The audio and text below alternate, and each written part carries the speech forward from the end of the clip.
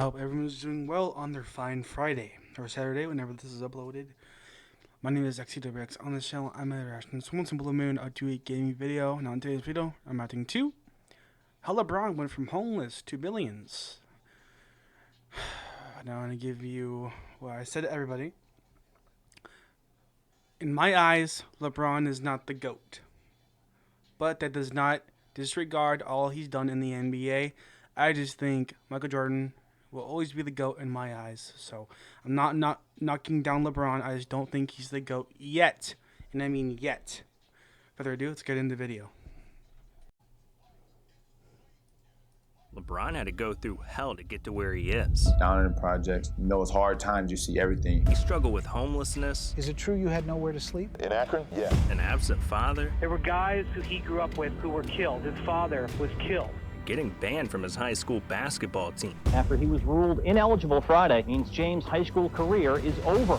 This is how LeBron went from homeless to billions. Shocking, bro. Started off in my hometown of Akron, Ohio. Come from a single-parent household. My mother, Gloria James, was 16 years old when she had me.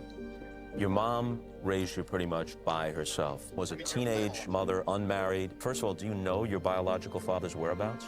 Never met my father. So right then and there, I already knew it was going to be some type of struggle. Only 2 days after LeBron was born, his dad walked out forever, leaving him and his mom alone in the hoods of Akron. You know, you definitely see things as a young age that you don't never want your kids to see. From crackheads, you know, to drug dealers, to gunshots every night, to police sirens. There were guys who he grew up with who were killed. His father was killed. By 8 years old, LeBron came face to face with the streets, because after his grandma passed away, LeBron and Gloria couldn't afford the family home and were evicted, leaving him homeless. We didn't have any definite place to reside at. We didn't know if we was gonna have somewhere to sleep the following night. I never complained, never. We were already going through. That sucks. Just imagine you were in that situation, what would you do?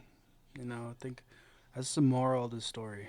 Do you take it as, well, I'm not gonna do shit anymore, or work your ass off and, you know, do what Bron's doing for 20 years?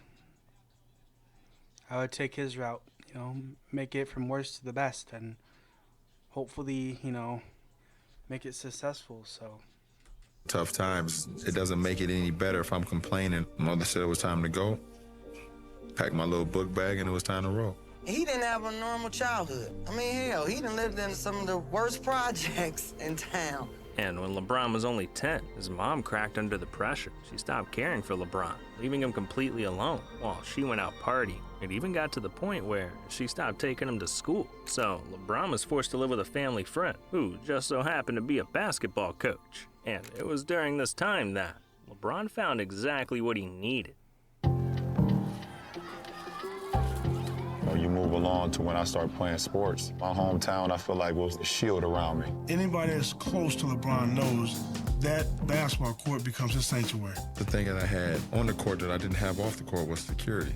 Because every day we went to the gym, I knew I'm gonna get picked. We're gonna win basketball games or we're gonna win pickup games. He blocks everything out, every bad situation. I've always said it's home away from home for me. When he's on that court, that's when he's actually at peace and at ease. And with this mentality, LeBron quickly became great at basketball when suddenly he got a call. I knew a very good player, and his name happened to be LeBron James. He let us know we were going to be traveling across the United States to play the game of basketball, which at that point I was starting to get a love for. And that love really paid off, because by the time LeBron reached high school, he was the #1 prospect in the world.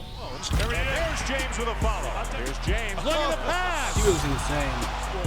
Here comes James leading the Irish out. They were down big early, but there's another no-look feed. That's what we're talking about, instinct. Stolen by Brandon Weems. He's the truth. It seemed like it was only a matter of time before he would make it to the NBA. Imagine you were the person under the hoop, and you're just standing there like, well, I'm gonna take this shit. Dude. But one freak accident nearly ruined it all. See, in 2000,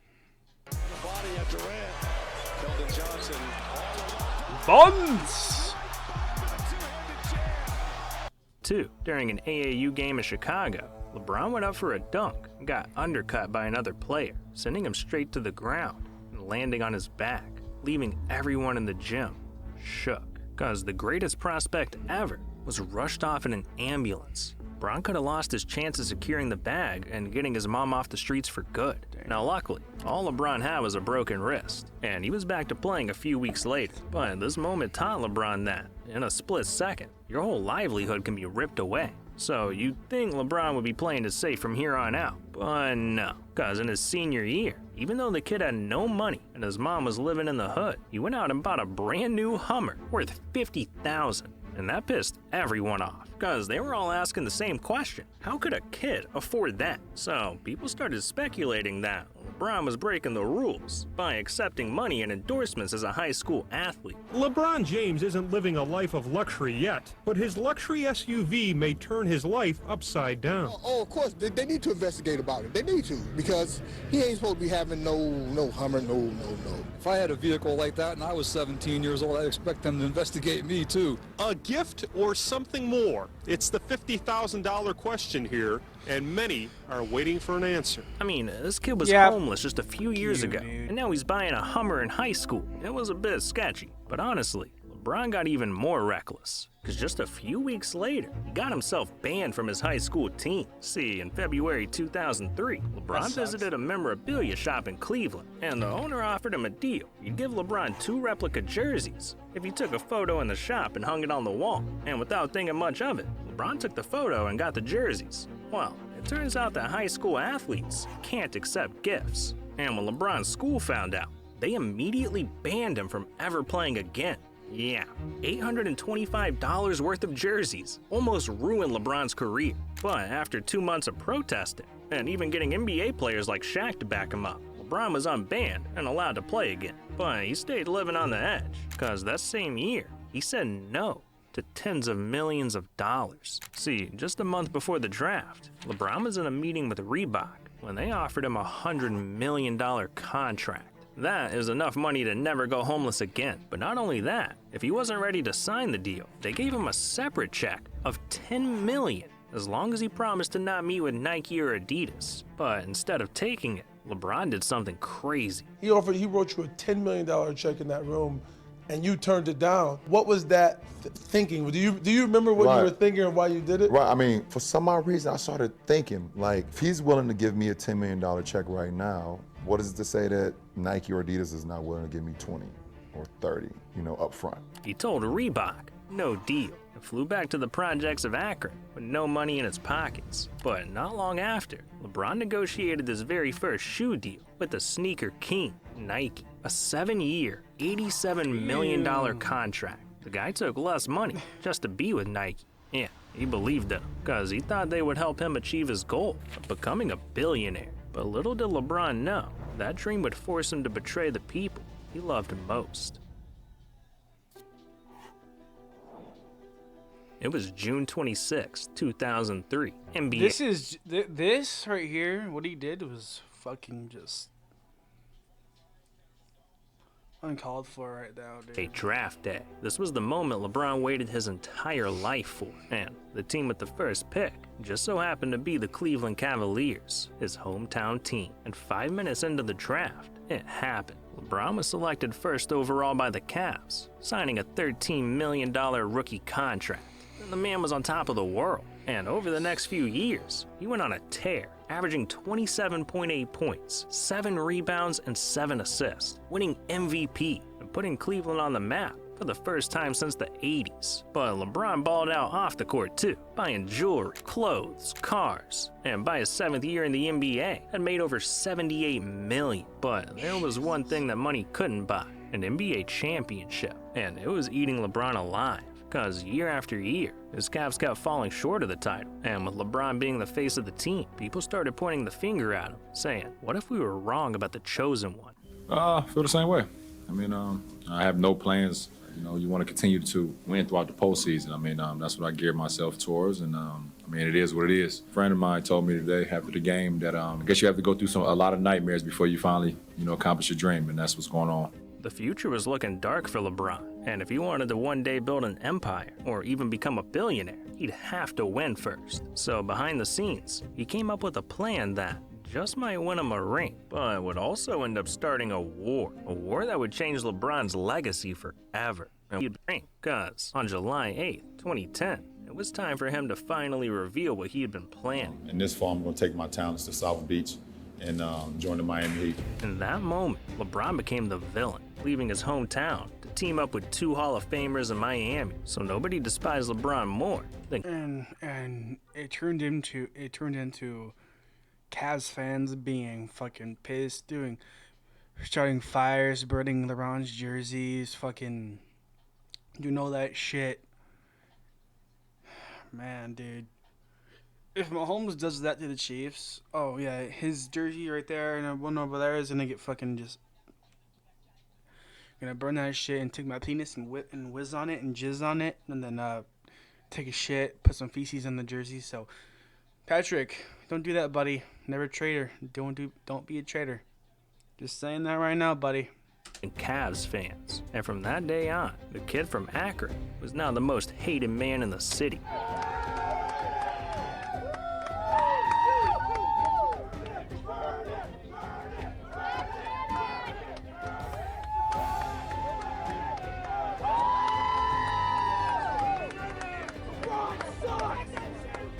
People burning your jersey on TV. Right. What does that turn you into? It basically turned me into somebody I wasn't. Now you have to be the villain, and I started to buy into it. I started to play or at a mind state that I never played at before, meaning angry, and that's mentally, and that's not the way I play the game of basketball. Everywhere LeBron looked, there was someone preying on his downfall. But it got even worse just a few months later, when Lester Stovall, a lawyer from D.C., tried to say that he was LeBron's dad and dropped a $4 million lawsuit on him. You're suing LeBron and his mom to prove that you're the dad, but you're asking for millions of dollars. You took a DNA test, right? You took a paternity test, and it came back and said 0% chance of paternity, but you're not trusting the results? No, I'm not, unfortunately. I don't think that the test was designed to be tamper-proof, as it should have been under the circumstances. Now look, the case ended up getting thrown out, but I'm just trying to explain to y'all that LeBron was going through it. His hometown hated him, he still had no ring, and for the 2011 season, the man had to take a $15 million pay cut so he could be on the Heat just for a chance at winning a ring. Nothing was certain, and if it went wrong, LeBron would go down as one of the biggest clowns in NBA history. Here we go. It was June 12th, 2012, Game 1 of the NBA Finals. Heat versus Thunder. And the entire world was watching, waiting to see who would get their first ring, LeBron or Kevin Durant. And from the jump, it looked like LeBron was in trouble, because the Thunder came out and took Game 1, leaving.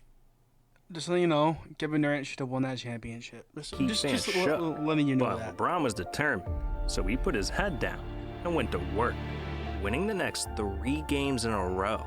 All Miami needed was one. Again, I'm sorry, but that OKC team was stacked. Fucking stacked. James Harden, prime. Russell Westbrook in his prime. Kevin Durant in his prime. Dude, they were insane. We can just turn Russell Westbrook's... whatever. I can't even speak today. One more win. This is one of the biggest nights in LeBron James' career. After 2 disappointing trips to the finals, can he lead his team to a title and forever be known as a champion? It's the last time I'm looking at all y'all in your eyes. And y'all not champions. First, James drives right at Ibaka. Kevin, foul. Harden back on James. Quick spin, drive right at Perkins and banks it in. Stolen by Chalmers. Back to LeBron James. Lays it in. James again drives inside. Ibaka stays with him and he still puts it in. Leon. James drives, kicks it out. Battier for 3. Again. Wade throws it to James down the lane. Layup, banks it in. And Miami has a 19-point lead. What an offensive explosion. LeBron James with a triple-double. After 5 games, LeBron finally did it. He won his very first NBA championship. It felt like his entire career was leading up to this moment. A celebration in full swing here at the American Airlines Arena. Well, this finally put an end to all the criticism. In today's world, perhaps not, but even anybody that's ever rooted against him, and you love the game of basketball, you've got to respect and admire what LeBron James brings to the court every time he steps on the floor. A remarkable talent at both ends of the floor, and one of the most unselfish stars the league has ever seen. Dude, Miami balled out in that championship, but I would have loved for Kevin Durant to get that one, but it played out differently, didn't it?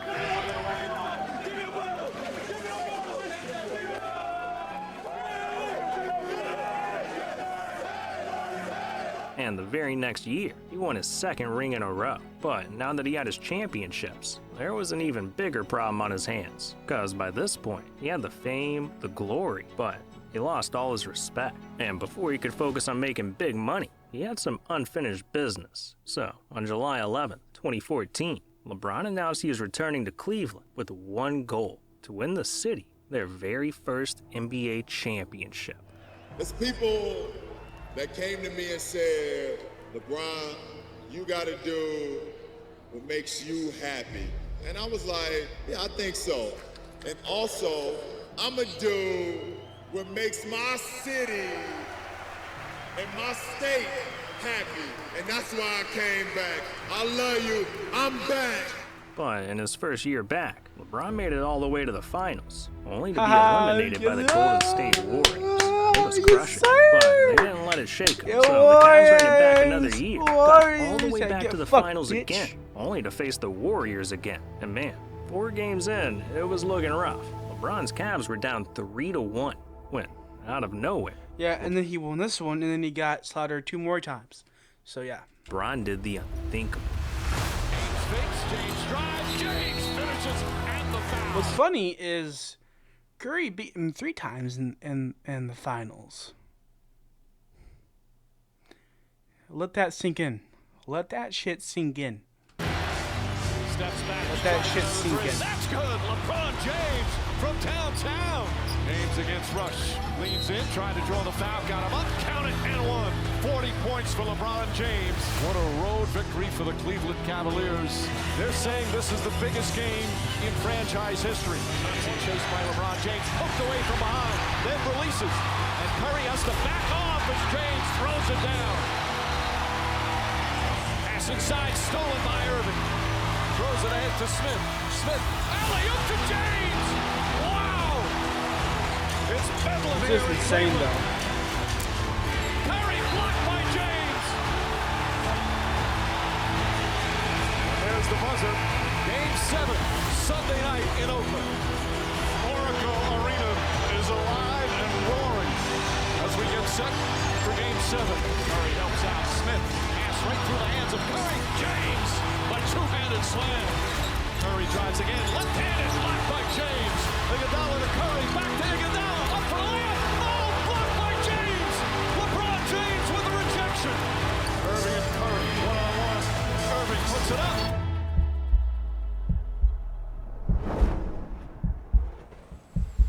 It's good. Kyrie Irving from downtown. It's over. It's over. He did it, though. Cleveland is a city of champions once again. I'm just trolling LeBron. Cavaliers are NBA champions. They came back against my Warriors. Has ended. The I'll drought give him is that. over. And the emotions for LeBron James, who delivers on his promise to come home and bring a championship to his beloved hometown. Cleveland! This is for you! No! LeBron made a promise to his hometown and delivered. And that's why in 2018, LeBron left on good terms with the Cavs. But his sights were set on achieving his greatest accomplishment yet, becoming the first active player to become a billionaire. At the age of 34, with 3 rings in his pocket, LeBron packed his bags and flew to LA, where he signed with the Lakers. And while basketball was still LeBron's priority, he was only $300 million away from becoming a billionaire. I mean, how could you blame him? And with his 3 lifelong friends and business partners around him, LeBron was able to make his most genius moves yet. Like with his agent, Rich Paul, he was able to land the biggest contract in NBA history insane, at the time. bro. 4 years, that, I was like, $154 million. damn. Or with Maverick Carter, who LeBron started his own film company with, and is already valued at over $725 million, producing movies like Space Jam 2. And finally, Randy Mims. Just so you know, that movie was fucking ass cheeks. It was ass. Who helped LeBron land a lifetime sneaker contract with Nike worth $1 billion. Together, they helped LeBron do what, as a kid, he could have never imagined. And on June 2nd, 2022, it was official. The kid from Akron, who didn't know where his next meal was coming from, or where he'd even sleep, was now $1 billion. You know, growing up in a small town of Akron, Ohio, as a underprivileged single-parent household, only child, you feel that you're never going to make it out. You feel like the statistics are built up against you. You feel like the system is built against you to not succeed. You feel like there's no way that you're ever going to have an opportunity. That bald spot is shining on him, bro. It's shining. For your dreams to become a reality. I didn't allow those moments to deter me from my dreams. I had dreams every day of playing in the NBA. You know, I had dreams of being able one day to be able to throw no-look passes like Magic Johnson, to be able to shoot fadeaways like Michael Jordan, to be able to, you know, have a crossover like Allen Iverson, to be able to have a afro and jump, you know, in a dunk contest like Kobe Bryant. I miss Kobe, bro. I always felt it was my job and my responsibility to come out and play the game at a high level and be as great as I can be, because there is a kid in the inner city somewhere that's looking for inspiration and that's gonna need it and maybe get it from me, so.